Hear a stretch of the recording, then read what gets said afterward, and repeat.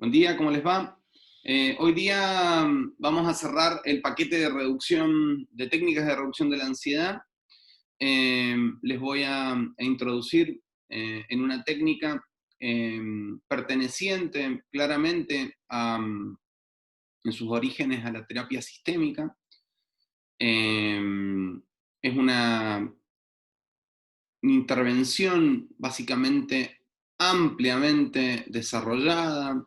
Ya también los ericksonianos la tenían bastante clara en ese sentido. Milton Erickson desarrollaba cuestiones que tenían que ver con estas técnicas.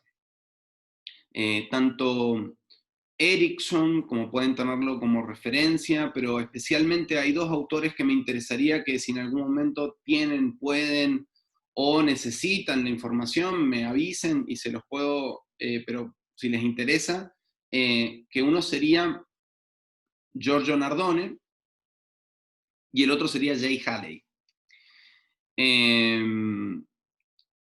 Haley tiene un libro muy interesante que es La terapia de la ordalía. Eh, Tanto las ordalías como las intenciones paradójicas, en algún sentido, lo que tienen en la base es la búsqueda de un cambio a través de no apelar directamente a confrontar contra la reactancia alta del individuo. Es decir, cuando tenemos individuos con reactancia alta, por lo tanto, no son fácilmente influenciables por algún motivo, lo que hay que pensar de alguna forma es que vamos a tener que apelar a otro tipo de herramientas, a otro tipo de técnicas que faciliten en algún punto el cambio que este individuo necesita realizar.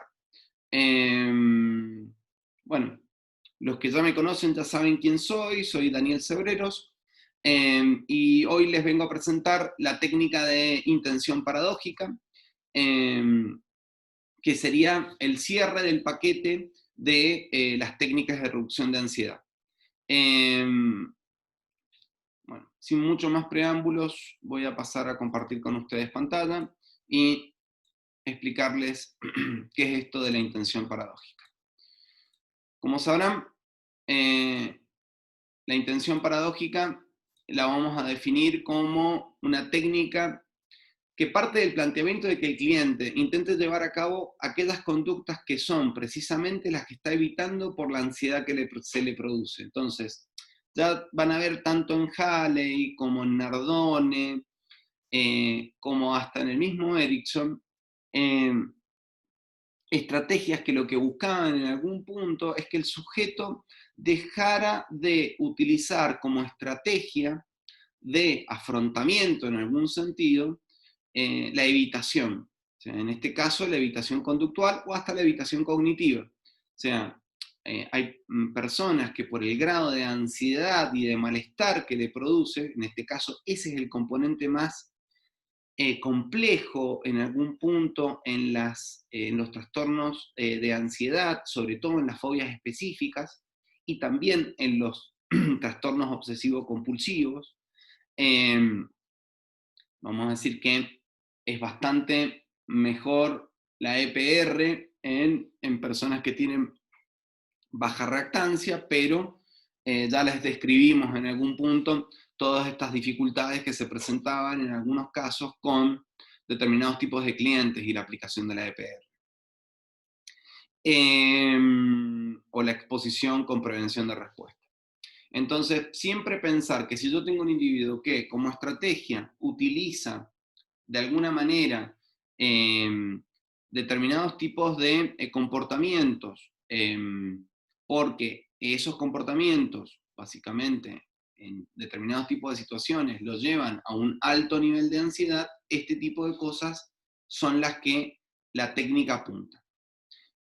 El objetivo básico es sorprender a la persona, no solo a través de la falta de control de determinada conducta problema, sino por cuanto que los objetivos de la intervención son contrarios a las expectativas. Lo voy a poner en un caso muy sencillo y muy simple que pueden ver de manera frecuente.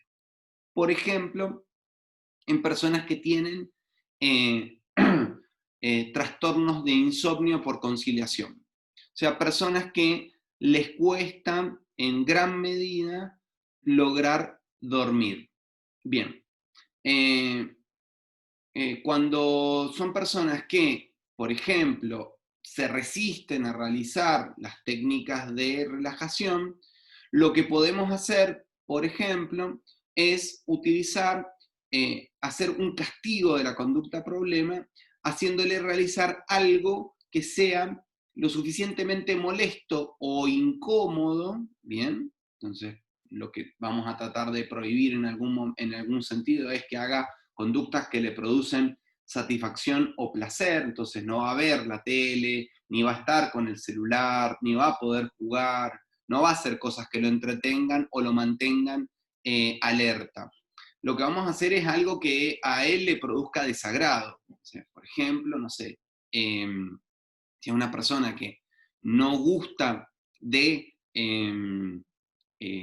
lavar los pisos, por ejemplo, es algo que le produce mucha repulsión o mucho desagrado, la idea es que la persona realice ese tipo de conducta, ¿sí?, hasta que le dé sueño. También se pueden hacer cosas que pueden ser un poco más,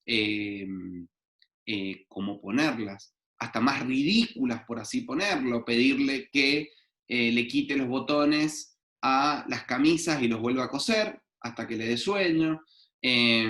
La idea es que la persona, primero que no se mantenga dentro de la cama, que es en general el gran problema de las personas que tienen insomnio por conciliación. Segundo, que no realice actividades que le resultan placenteras. Y tercero, que vaya contrario a las expectativas de lo que él espera y por lo tanto le resulte mucho más incómodo estar haciendo las actividades que nosotros les planteamos que irse a dormir. Obviamente tengo que calcular que estamos hablando de una persona que no padezca de algo que necesite una intervención psicofarmacológica, una depresión muy grave, alguna cuestión por el estilo. Se puede utilizar muy bien en un trastorno de ansiedad generalizado, ¿bien? Por otro lado, por ejemplo, recuerdo muy bien el caso de una paciente que padecía agorafobia, y en esto me basé en uno de los libros de Nardone, que la verdad que era muy interesante, y lo que le planteé era que esto es fundamental, el tema de cómo el clínico da la intervención. O sea, si el clínico en esto no se pone serio, adusto y tiene muy buen manejo de la relación interpersonal, lo más probable es que esta cuestión fracase. Entonces, la paciente en cuestión era una paciente que padecía de agorafobia, una paciente que tenía unos 20 años, hacía ya un tiempo largo que venía sin salir de casa, había probado otro tipo de tratamientos y no había tenido resultado, y por lo tanto, una de las cosas que se me ocurrió claramente, producto de la alta reactancia que tenía, porque no respondía ante tratamientos como por ejemplo la relajación, fue plantearle que yo necesitaba conocer a qué distancia se activaban los síntomas de ansiedad cuando ella salía de la casa. Por lo tanto, le pedí que contara cada uno de los pasos que daba hasta que se produjera la ansiedad que ella manifestaba que le estaba molestando.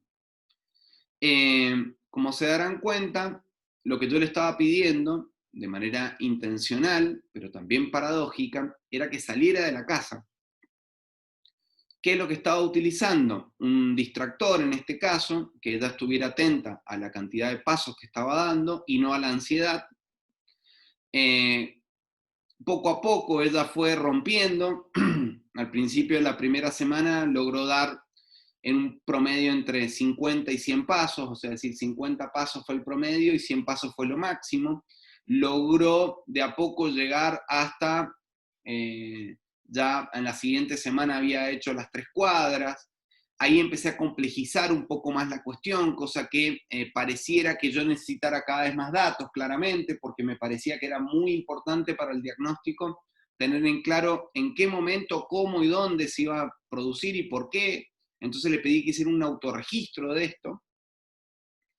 Y además tuviera que ese autorregistro lo hiciera en el momento en que sintiera el nivel de ansiedad. Por lo tanto, lo que le pedía era estar cada vez más tiempo afuera. Entonces, que se tomara un minuto para escribir cuáles eran las sensaciones, por dónde aparecían, si eran en el estómago, en la cabeza, en las manos, y que luego de eso diera media vuelta y comenzara nuevamente a contar los pasos hasta llegar a la casa, para poder saber también si la cuenta había sido exacta en la que había realizado anteriormente. Como se darán cuenta en este sentido, parece una cuestión ridícula, pero esto poco a poco fue haciendo que esta muchacha fuera rompiendo con el miedo, porque nosotros estamos haciendo técnicamente algo que es contrario a la expectativa que ella tenía. Yo la estaba exponiendo cuando en realidad quería que estar protegida en casa, evitando la ansiedad que esto le producía. Entonces, consiguientemente, la técnica se sustenta sobre el principio de incompatibilidad, como ya en algún momento podemos estar anticipando, o sea, es decir, algo que sea incompatible a lo que la persona está esperando. Por lo tanto, se anima al sujeto a hacer lo contrario de lo que hasta ahora ha venido realizando ante el problema. Entonces, yo le estoy pidiendo, por ejemplo, que en vez de dormir se quede despierto, que en vez de quedarse guardado en casa, que salga, ¿sí? Nardone van a encontrar una cantidad de ejemplos que son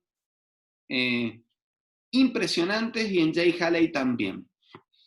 Pero en esto, importante que lo tengan presente.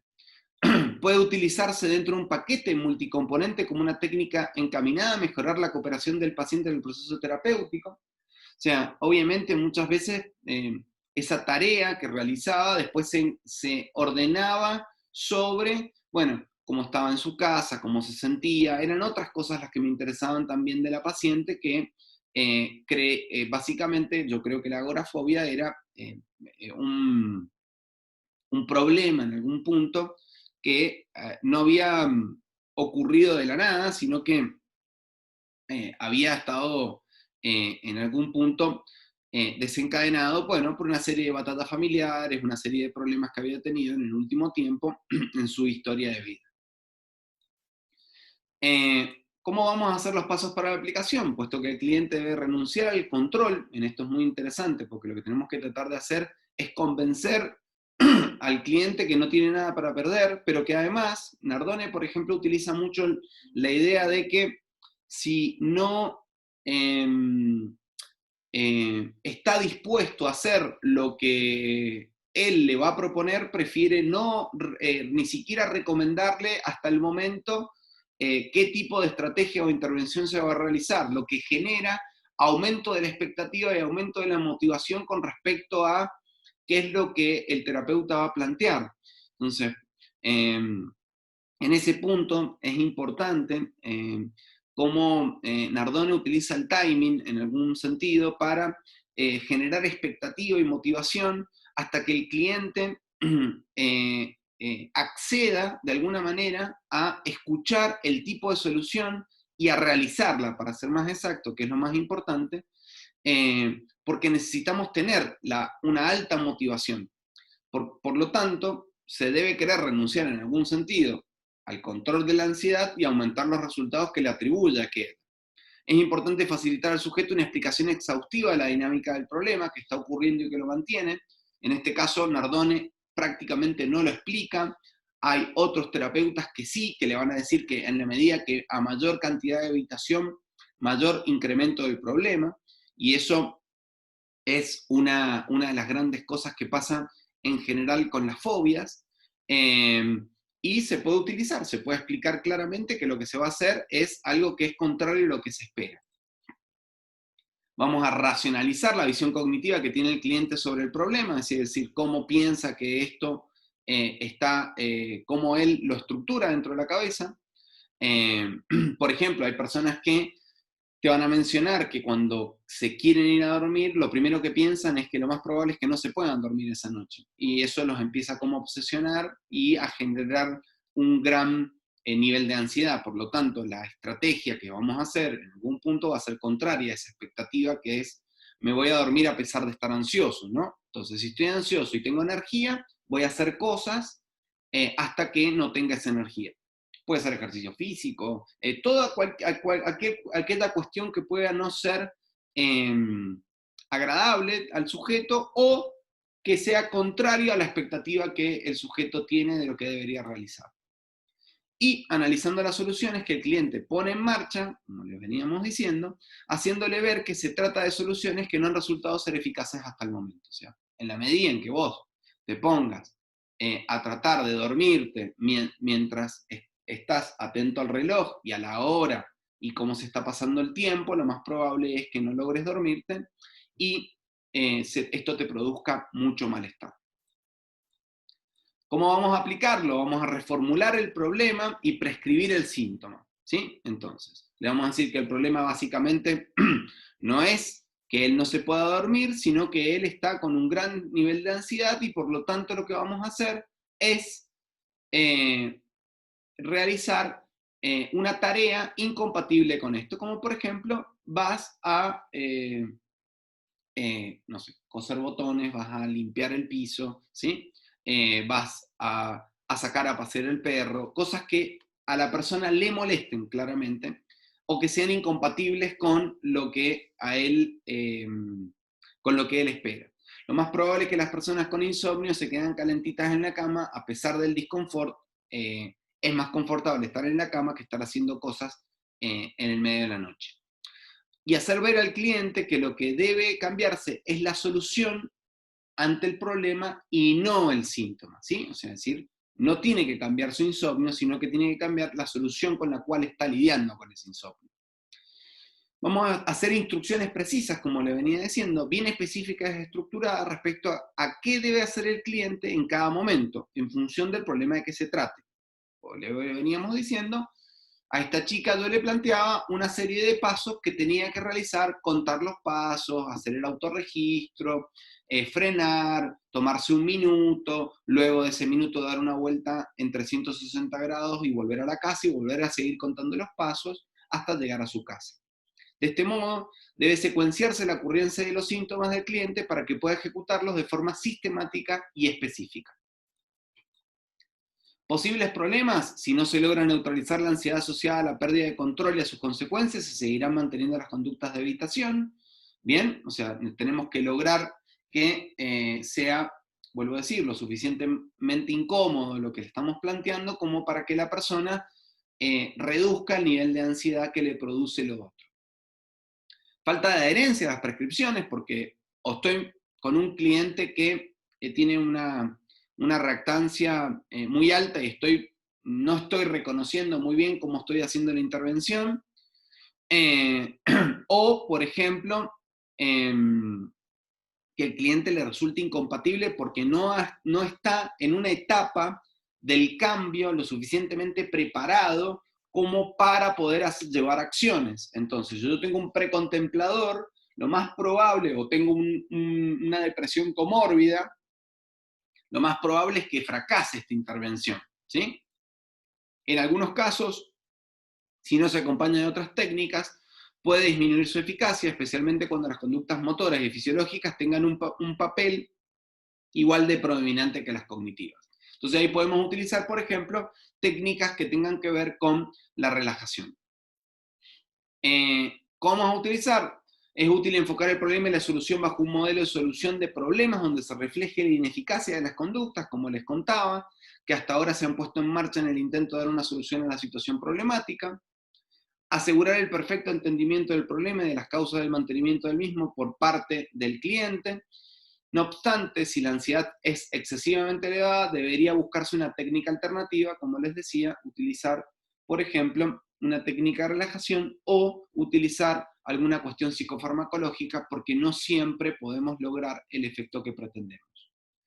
Podemos usar el control estimular y las estrategias de relajación como apoyo de la técnica. Control estimular, como yo les decía, es cambiar de ambiente al sujeto. ¿Está bien? Si yo lo saco de la cama y lo mando a trapear el piso, estoy haciendo un control de estímulos. Estoy llevando a otro lugar que es menos cómodo y que no le está pasando tan bien como estar pensando en la cama acerca de que no se puede dormir.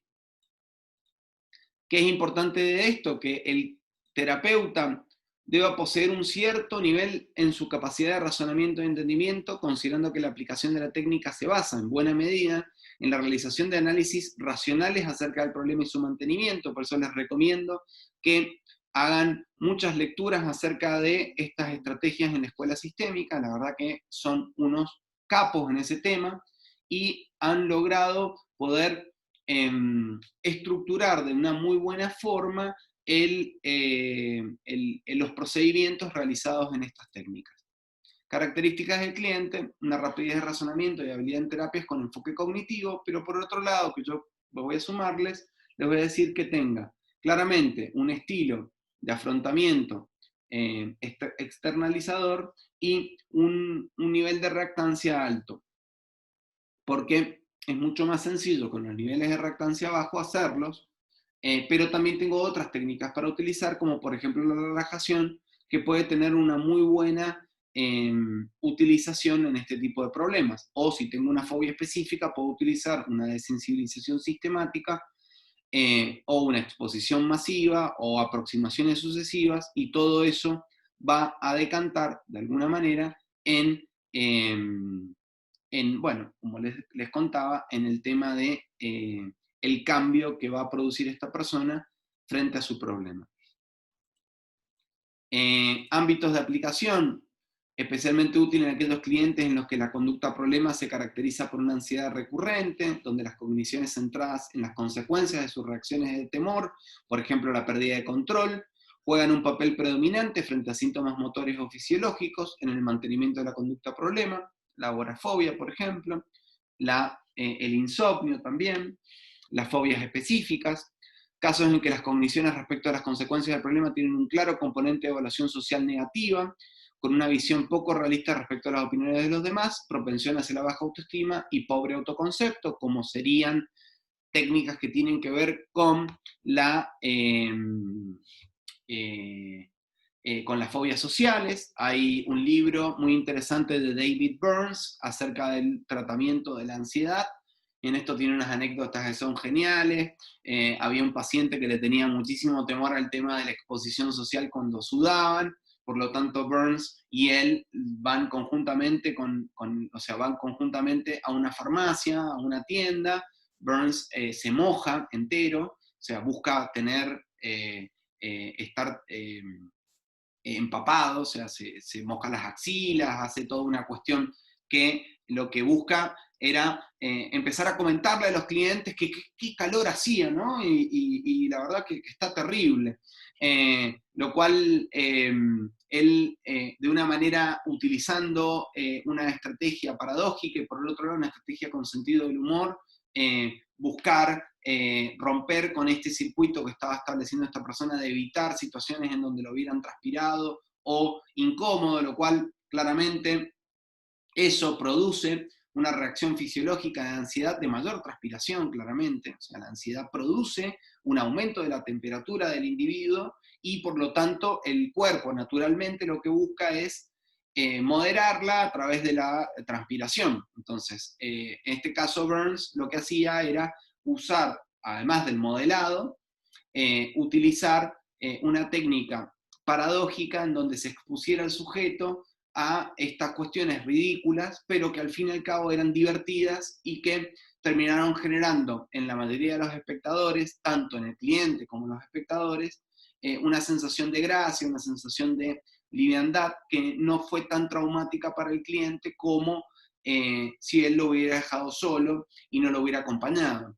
También hay otras técnicas que utiliza Burns que son fantásticas, como por ejemplo el tema de en pacientes que tienen mucha ansiedad social, ir conjuntamente con ellos en el micro e ir gritando las calles, por ejemplo, vamos a pasar por la calle Perú, en la próxima parada va a ser en tal lugar. Bueno, este tipo de cosas que generan, vuelvo a decir, un impacto sobre el mundo social que uno tiene, lo que están apuntando es que se reduzca el nivel de vergüenza y por lo tanto el nivel de ansiedad que perciben los sujetos en este tipo de situaciones. Se puede hacer algo mucho menos dramático, por así ponerlo, como, por ejemplo,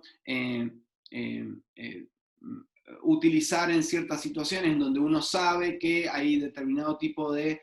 yo me acuerdo siempre que Daniel nos contaba una anécdota cuando éramos alumnos, lo sigue contando, sobre todo con los muchachos que tienen mucha vergüenza con el tema de las interacciones con las damas, los llevaba a un café en donde habían solo mozas, y a él le pedía que hiciera el pedido completo y que le solicitara qué es lo que quería y qué es lo que no quería.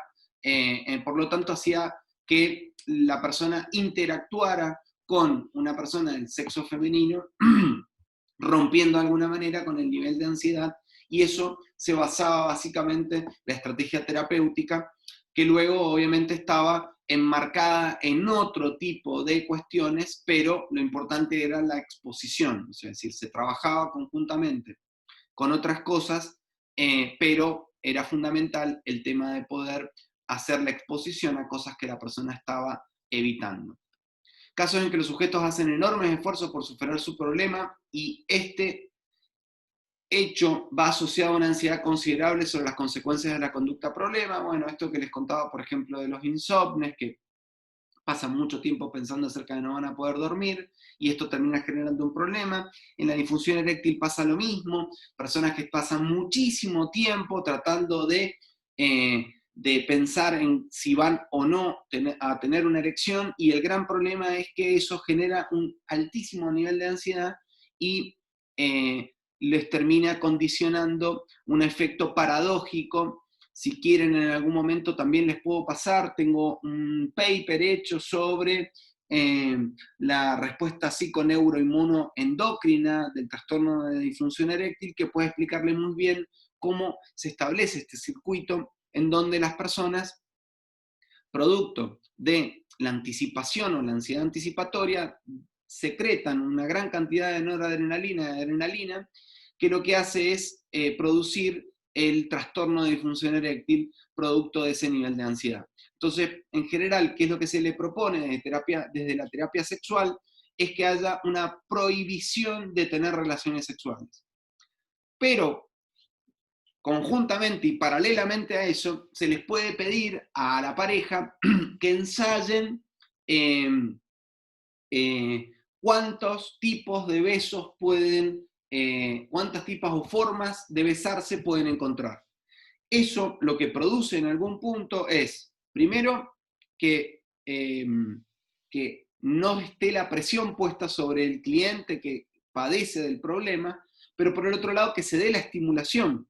Y si uno conoce que estas respuestas suelen ser en algún punto dependientes del sistema nervioso autónomo, cuando la persona se relaja, la relajación se produce, entonces